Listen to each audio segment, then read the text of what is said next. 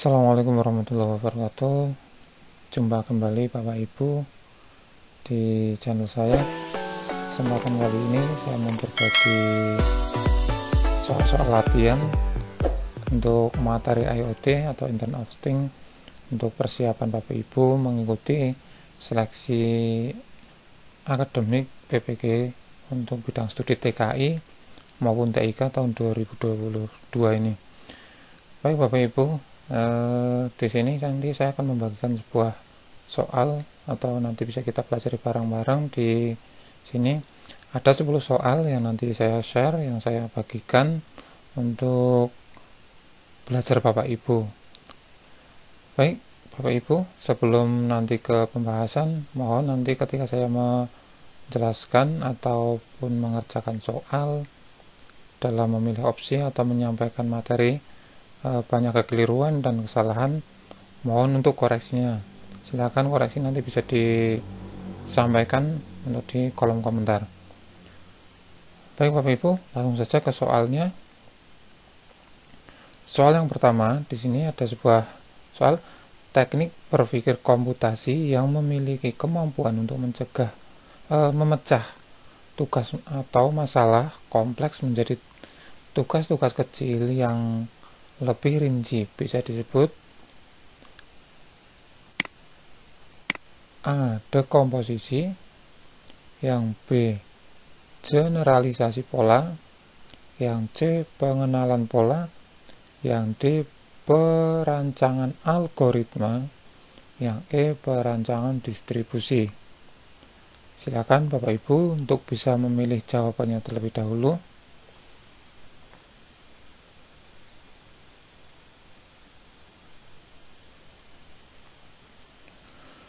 Baik, jawabannya adalah teknik berpikir komputasi yang memiliki kemampuan untuk memecah tugas atau masalah menjadi tugas-tugas kecil yang lebih rinci. Biasanya disebut dengan dekomposisi, generalisasi pola, pengenalan pola, perancangan algoritma, perancangan distribusi. Maka jawaban yang tepat adalah dekomposisi Bapak Ibu, yaitu yang opsi A. Nah, kalau kita lihat dekomposisi di sini adalah penjelasannya kemampuan untuk memecah masalah kompleks menjadi tugas-tugas kecil yang lebih rinci. Jadi masalah secara umum, secara global itu akan dipecahkan menjadi sebuah bagian-bagian kecil. Kemudian generalisasi pola dan abstraksi di sini adalah kemampuan menyaring informasi yang tidak dibutuhkan dan menarik generalisasi dari informasi yang dibutuhkan sehingga seseorang dapat menggunakan informasi tersebut untuk menyelesaikan masalah yang serupa. Itu kalau generalisasi pola. Kalau tadi dekomposisi. Nah, untuk pengenalan pola di sini yaitu kemampuan untuk mengenal kesamaan atau perbedaan umum yang nantinya akan membantu dalam membuat prediksi. Kemudian perancangan algoritma ini adalah kemampuan untuk menyusun langkah-langkah yang saya ulangi, perancangan algoritma adalah kemampuan untuk menyusun langkah-langkah penyelesaian suatu masalah. Itulah teknik berpikir komputasi untuk beberapa teknik teknik berpikir komputasi dalam suatu pemecahan masalah. Jadi ada 4, yaitu dekomposisi, generalisasi pola, pengenalan pola, dan perancangan algoritma. Jadi nomor 1 jawabannya adalah dekomposisi. Nomor selanjutnya, perancangan algoritma merupakan salah satu bentuk teknik berpikir komputasi yang memiliki kemampuan untuk, baru di nomor 1 barusan kita sudah bahas, yaitu perancangan algoritma yang merupakan salah satu bentuk teknik berpikir komputasi yang memiliki kemampuan untuk memecah tugas atau masalah kompleks menjadi sebuah tugas kecil yang lebih terperinci. Yang B, mengenal kesamaan atau perbedaan umum yang nantinya akan membantu dalam membuat prediksi. Yang C, menyaring informasi yang tidak dibutuhkan dan menarik generalisasi informasi yang dibutuhkan. Yang D, menyusun langkah-langkah penyelesaian suatu masalah. Yang E, pengambilan buah keputusan.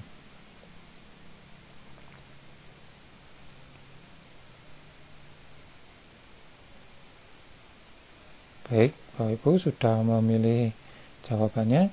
Jadi di sini nomor 2 adalah pertanyaannya perancangan algoritma. Nah, Bapak Ibu bisa menggarisbawahi bahwa algoritma itu adalah sebuah urutan-urutan atau langkah-langkah dalam penyelesaian suatu masalah. Jadi perancangan algoritma merupakan salah satu bentuk teknik berpikir komputasi yang memiliki kemampuan untuk memecah tugas menjadi lebih kecil, kemudian mengenal kesamaan perbedaan, menyaring informasi, kemudian menyusun langkah-langkah penyelesaian masalah. Yang E, pengambilan keputusan. Jadi nomor 2 jawabannya yang lebih tepat adalah yang poin D, yaitu menyusun langkah-langkah penyelesaian suatu masalah. Itulah fungsi dari algoritma. Baik, nomor 3, otomatisasi peralatan rumah tangga dan asisten rumah tangga yang menawarkan konsep kualitas hidup yang lebih mudah merupakan konsep dari A, Internet of Things, yang B, Smart Home, yang C, Smart City, yang D, Smart Building, yang E, Arduino.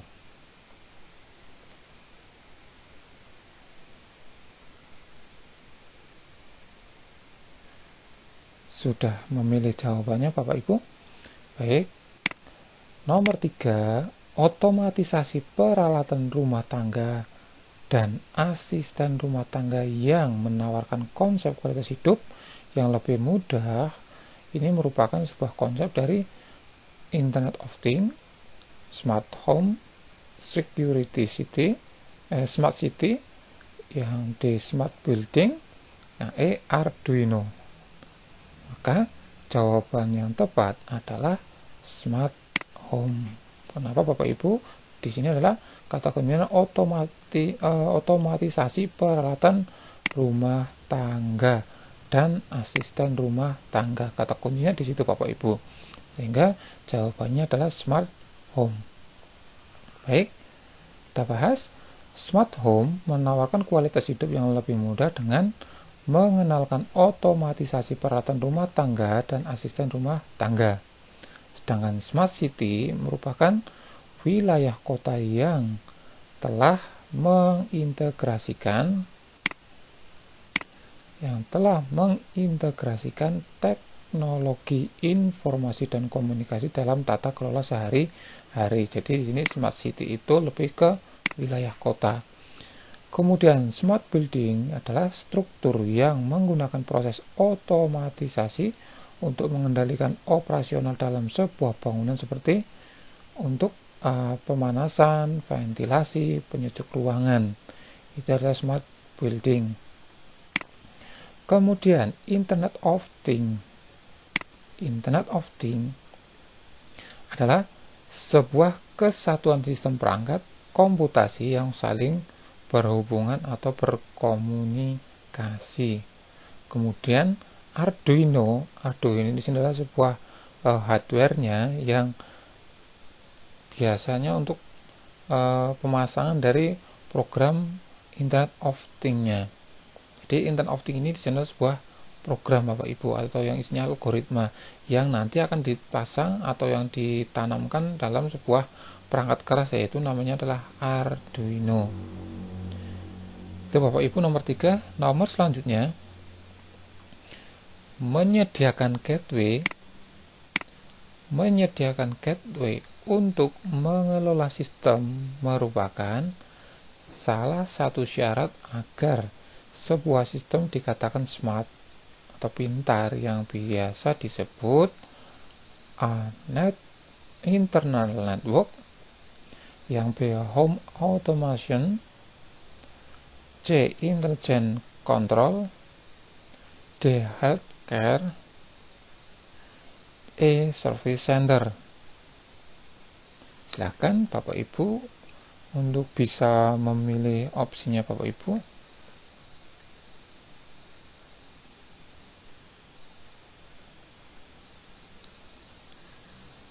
Baik, kalau sudah dipilih, jawabannya adalah menyediakan gateway untuk mengelola sistem merupakan salah satu syarat agar sebuah sistem dikatakan smart, yang biasa disebut dengan yaitu intelligent control, yaitu yang poin C. Nah, bisa kita lihat Bapak Ibu, internal network ini berupa contohnya antara berupa kabel wireless, kemudian ada home automation. Di sini adalah mengatur dan mengelola alat. Ini ya Bapak Ibu, untuk home automation, mengatur dan mengelola alat untuk menunjang fungsi rumah pintar.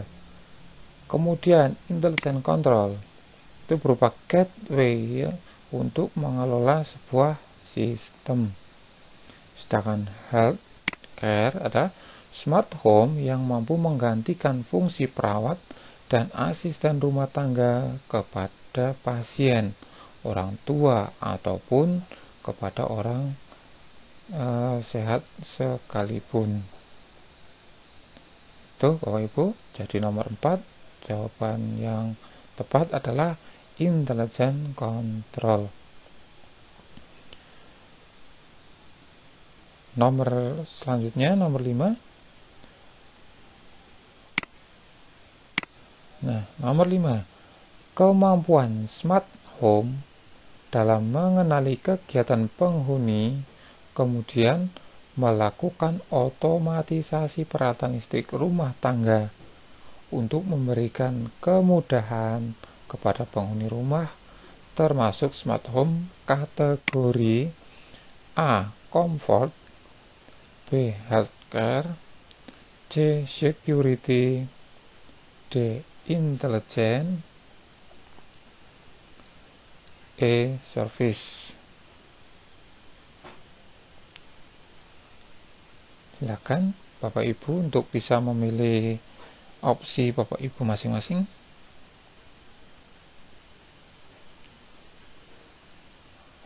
Nomor 5, jawabannya adalah comfort, health, security, intelligent, service.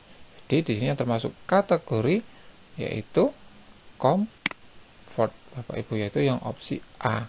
Jadi kemampuan smart home dalam mengenali kegiatan penghuni, kemudian ini kemampuan smart home, kemudian mengenali kegiatan penghuni, kemudian dilakukan otomatisasi peralatan listrik rumah tangga untuk memberikan kemudahan kepada penghuni rumah, termasuk dalam smart home kategori comfort.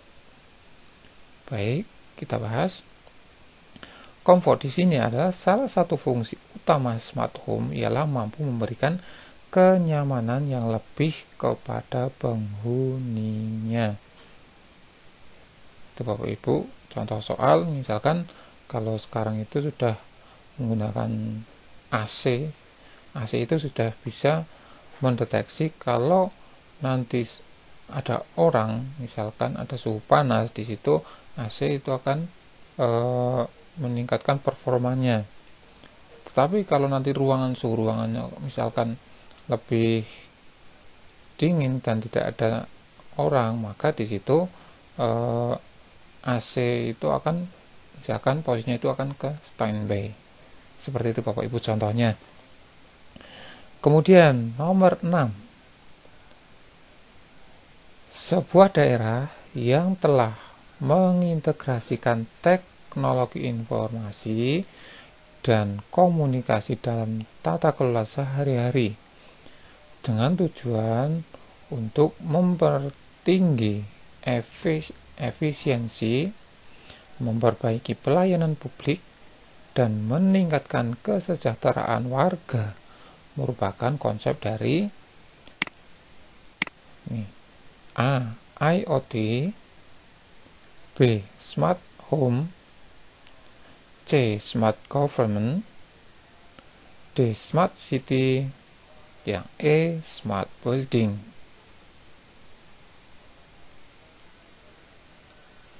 Silakan Bapak Ibu untuk bisa menuliskan atau memilih opsinya Bapak Ibu masing-masing.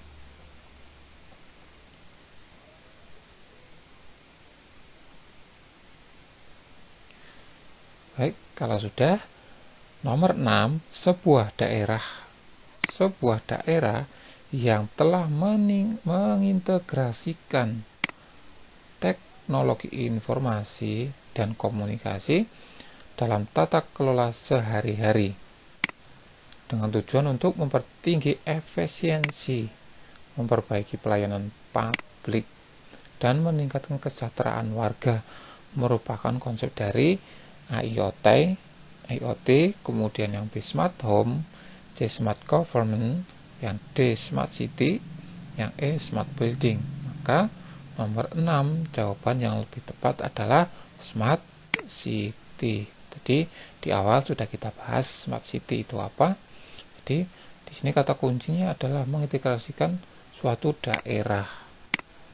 Daerah telah mengintegrasikan teknologinya dalam untuk tata kelola sehari-hari.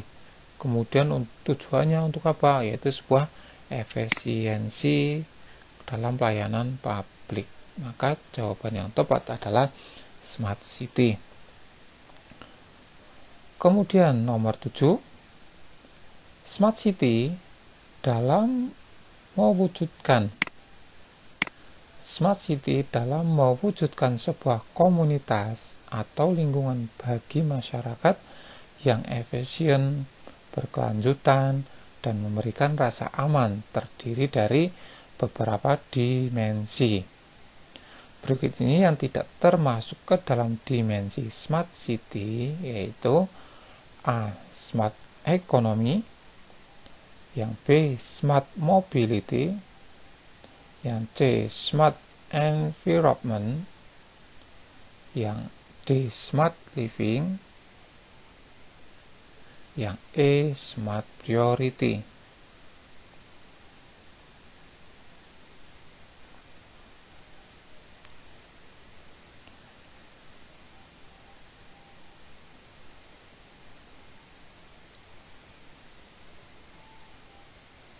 Baik, Bapak Ibu, nomor 7, saya ulangi, Smart City dalam mewujudkan sebuah lingkungan bagi masyarakat yang merasa efisien, itu berkelanjutan, dan memberikan rasa aman terdiri dari beberapa dimensi.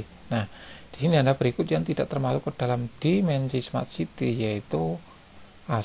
Smart Economy, yang B. Smart Mobility, yang C. Smart Environment, D. Smart Living, E. Smart Priority.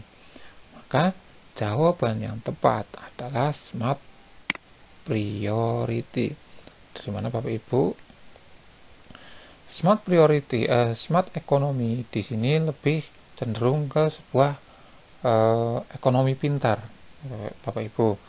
Kemudian ada Smart Mobility, ini lebih ke mobile, atau sekarang itu sudah lebih ke gadget kayak gitu Bapak Ibu, atau gawai. Kemudian yang C, Smart Environment, ini lebih cenderung ke lingkungan pintar Bapak Ibu, lingkungan pintar. Kemudian Smart Living di sini adalah lebih cenderung ke pola pikir kenyamanan Bapak Ibu, lebih cenderung ke pola pikir kenyamanan. Sebagai contoh kayak tadi Smart Home kayak gitu. Jadi ketika kita menggunakan sebuah, misalkan mau mematikan lampu, itu tinggal kita pakai remote HP, misalkan seperti itu. Kemudian bisa pakai AC otomatis untuk mendeteksi suhu dalam ruangan.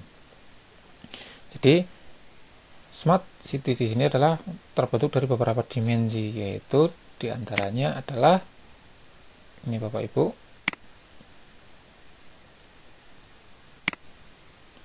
diantaranya adalah smart economy, kemudian smart mobility, smart environment, dan smart living. Jadi yang tidak termasuk ke dalam dimensi smart city adalah smart priority. Jadi opsi yang tepat di sini adalah smart priority.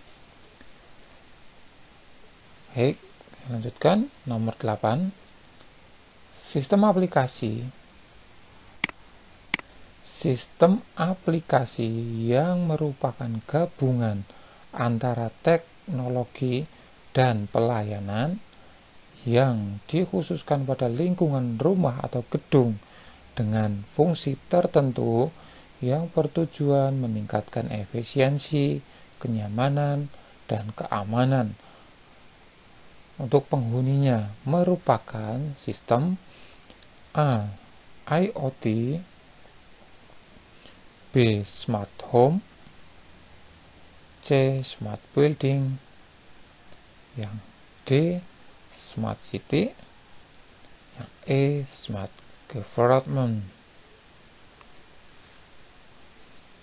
Tadi di awal, nomor-nomor awal sudah saya bahas tentang sebuah pertanyaan seperti ini Bapak Ibu.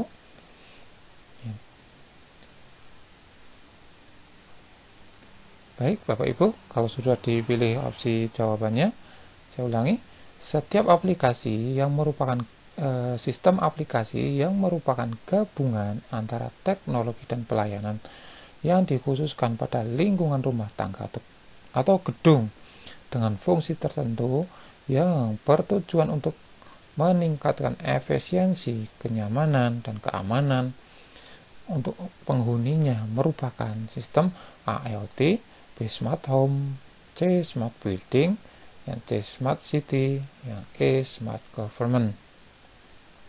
Jadi nomor 8 jawaban yang tepat adalah Smart Building, yaitu yang opsi C. Nomor berikutnya,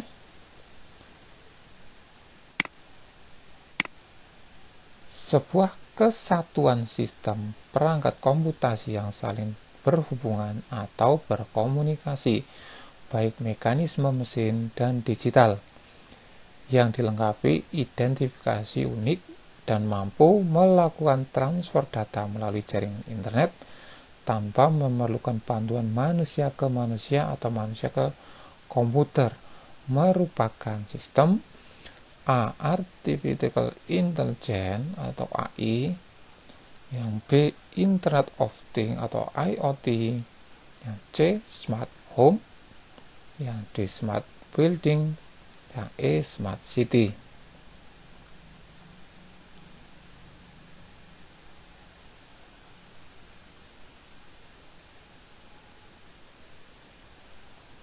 Baik, jawabannya adalah sebuah kesatuan sistem perangkat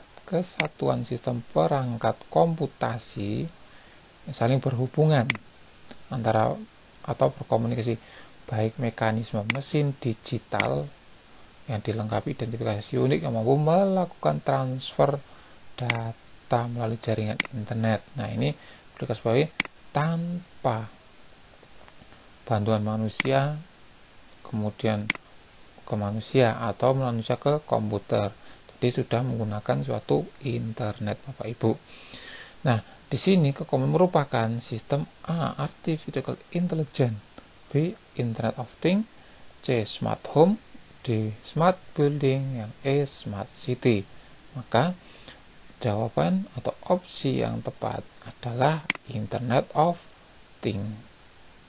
Kalau AI atau Artificial Intelligence di sini adalah sebuah kecerdasan buatan. Kecerdasan buatan itu misalkan sebuah program yang ditancapkan ke dalam sebuah chip, misalkan prosesor, yaitu Bapak Ibu. Kemudian kalau Internet of Things di sini adalah internet cerdas kayak gitu Bapak Ibu. Jadi semua itu bisa terkendalikan tanpa adanya bantuan manusia ke manusia dalam pengiriman data, tetapi sudah melalui internet. Baik Bapak Ibu, nomor terakhir ini ada nomor 10.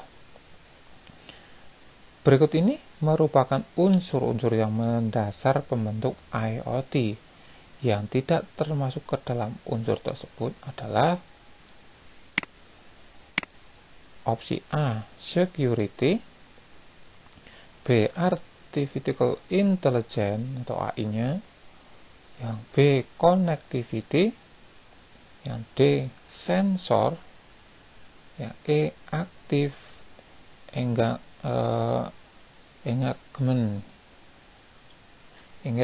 itu Bapak Ibu.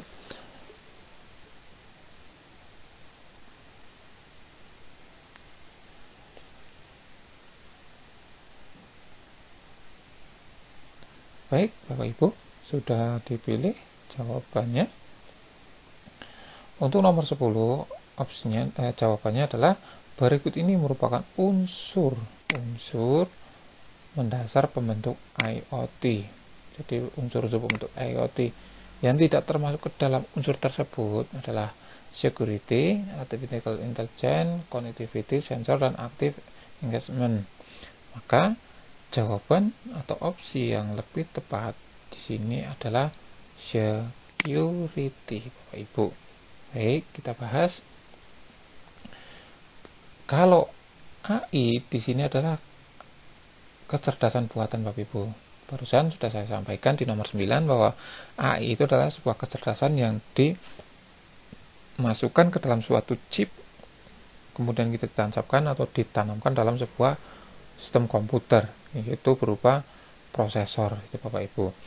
Nah, di sini itu yang dimaksud dengan kecerdasan buatan atau artificial intelligence atau AI. Kemudian konektivitas atau connectivity dalam IoT ada kemungkinan untuk membuat atau membuka jaringan baru dan jaringan khusus untuk IoT. Kemudian sensor ini merupakan pembeda yang membuat IoT untuk unik dibanding mesin canggih lainnya. Nah, sensor-sensor ini biasanya lebih untuk mendeteksi sebuah suhu gitu Bapak Ibu. Misalkan mendeteksi sebuah suhu, kemudian untuk mendeteksi asap dalam sebuah gedung gitu Bapak Ibu. Kemudian keterlibatan aktif atau active engagement-nya itu adalah yang sering diterapkan teknologi umumnya yang termasuk pasif. Di sini adalah teknologi IoT yang diterapkan teknologi umumnya yang termasuk pasif. Kemudian perangkat berukuran kecil, itu perangkat seperti yang diperkirakan para pakar teknologi memang menjadi semakin kecil, makin murah dan lebih kuat dari masa ke masa. Jadi perangkatnya itu semakin kecil Bapak Ibu. Kalau kita bayangkan, misalkan kalau dulu itu komputernya segede televisi Bapak Ibu. Nah, kalau sekarang itu teknologinya itu semakin kecil tapi semakin canggih kayak gitu Bapak Ibu.